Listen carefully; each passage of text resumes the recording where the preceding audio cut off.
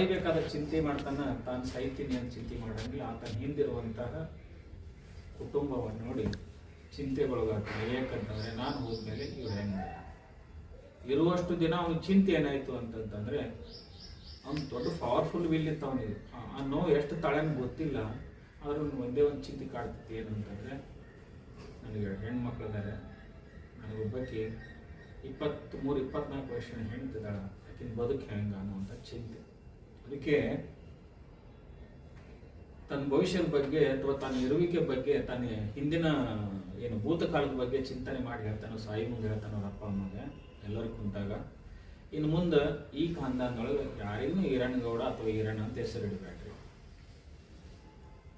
ನನ್ನನ್ನು ಕೀಚ್ ಕೊಡಬೇಕು. ಯಾಕಂದ್ರೆ ಈ ದೇಹ ಎದಕ್ಕೆ ಬಂದದ್ದು ನನ್ಗೆ ಗೊತ್ತಿಲ್ಲ, ನಾನು ಈ ಸಿಎ ಕ್ಯಾನ್ಸರ್ ಆಗಿನಿ, ನನ್ನ ರೋಗಾಣುಗಳು ನೀವೇನ್ರ ಮಣ್ಣ ಮುಚ್ಚಿದ್ರಿ ಅಂತಂತಂದ್ರೆ ಅದು ನಿರರ್ಥಕ ಆಗ್ತದ ಗೊಬ್ಬರ.